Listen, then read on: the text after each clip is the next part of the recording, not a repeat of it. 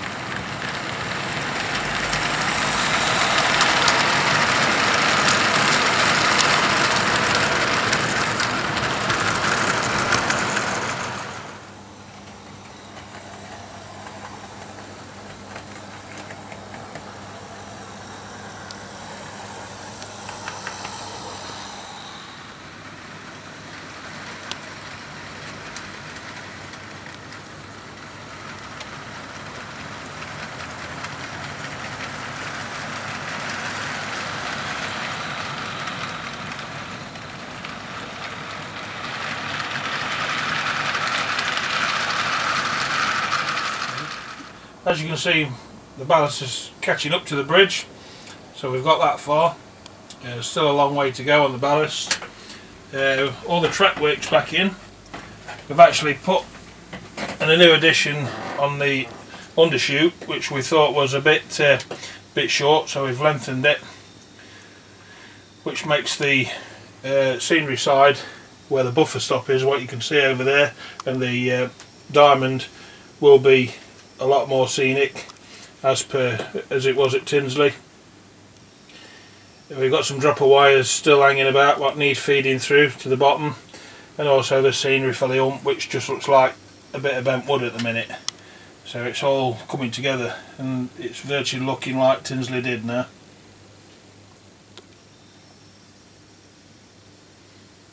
Alright, quick run through the shed and parts of the shed, what people might not know. Obviously, water tower on the hill, fuel tanks, shunter's hut, fueling roads 1, 2 and 3, boiler house, porter cabin, which was the outside machinery department.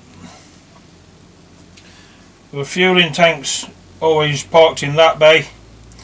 You'd always see at least one. You've got your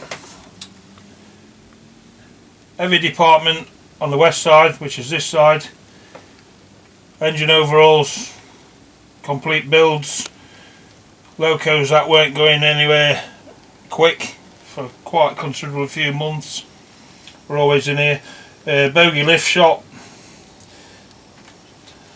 oil and grease tanks which fed grease straight out and light oil. Coming down this road you have the fueling department again. We keep a few scrap locos down here that got pushed down here. Many of you spotters that ever come up from the bank would see the old scrap locos. Machine shop is in the middle.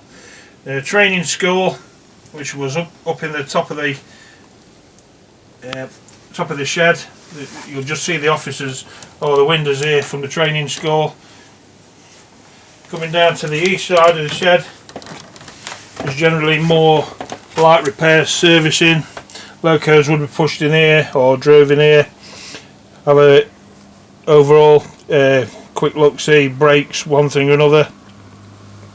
Fueling pods again, 1, 2 and 3. Then you get the local storage roads.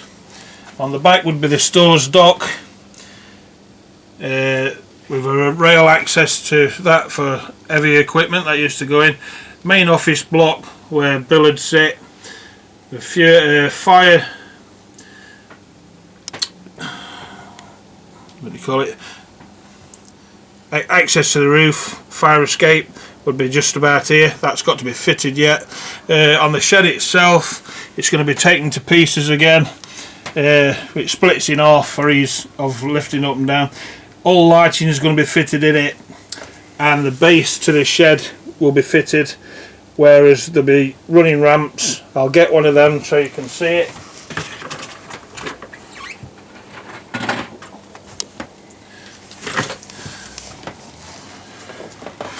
These will be fitted in. Many of you will notice that I won't stand up.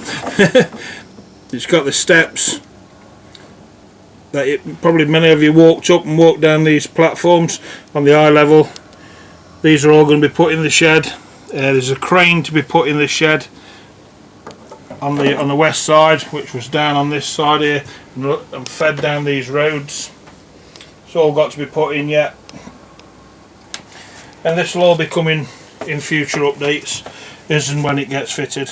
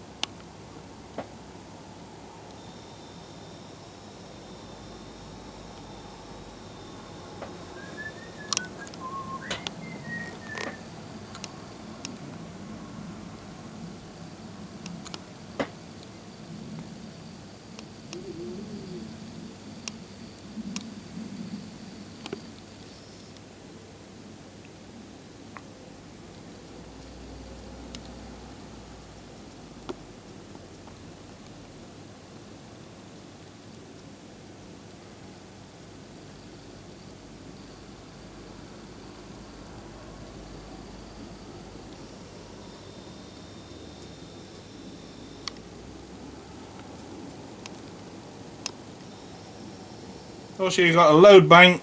Some of you might remember there were a B12 tender there, which became increasingly dangerous. So with health and safety, there was another idea what came about. I've not modelled this because it would basically fall into bits, and water, the roof were rotten on it, and it was just an hazard. So now we've gone to the last resort, which was a container, and we're able to connect locos and run them to their heart's content at high revs. Over here is a light rig that I've made. I've got hundreds of these to make. This is just one that I have had on the layout, a few, but this is one that's left on there while things are changing. They're a brass kit. There's not many people make the BR lamps. I had to make the lights myself because the kit on the lights are a bit iffy. They don't work, so I've put LED lights in myself, and wire runs down the middle, and they work quite well. There will be a few more of them back on next time you see it. Right, bit different. Been taking these very expensive Bachmann sound class locos. No, not really, it's only a Lima one, and chopping some holes in them. So you can see your roof panels off, and just like the real thing, it's had a smack. So we've cut the corner panel out of the cab. Well, that's how it used to look, and that's how it does. And over here we've got 37.6 to have the end detailed, and all the way down there is an unknown 37, I think it's a 37.2, something like that, 37.0. And you can see here the doors are being opened up. Give her a spin, Dave. See the other side.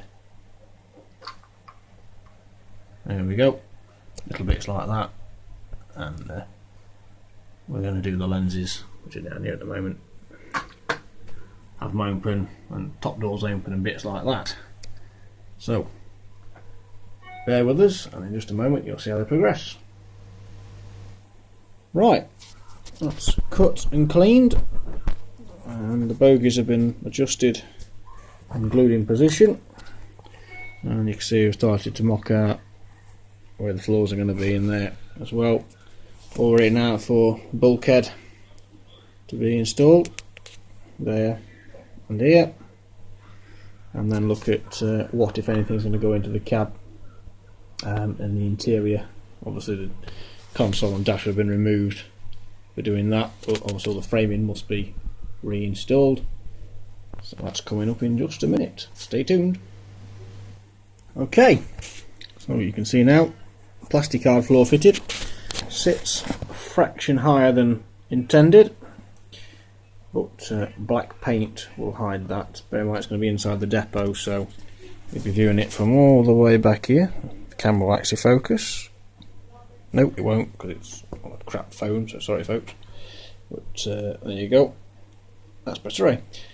So now it's, as we were before, bulkheads to fit, and then work out where the framing is going to sit, working with the photographs that Dave's got, and go from there. So I'll wait now for Dave to do the framing, and we'll fit it.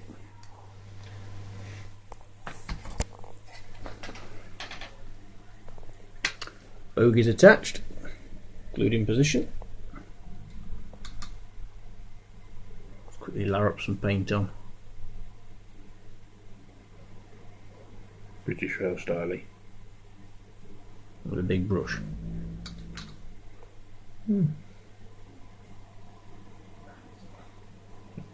While that's being done, I'll show you this here again. While he's been doing that, we've put and done the exhaust port that was missing. Just fitted a piece of plastic section inside here, looks to create the inside of the exhaust port. It's painted and done. That'll look alright. There we go, that'll hide all that then, you see. Just like that. Right, let's go on with the next bit. Okay, so using these rather iffy looking cab interiors, we looked out the rough size of the bulkhead, using these big bits of plastic card, draw around, cut them out, file them up, and that's just pushed into place. Interference fit at the moment, but looks better. You see there where Dave's painted them in, look a lot better, and that's been done as well now, look, magic. So we'll get the other one of these done for back of the cab here, and then see how he's come on with that framing he's been building, and get that put in as well. So on to the next bit. Both bulkheads fitted, and that was being painted while in situ, ready for going back onto the chassis. Fill it with paint.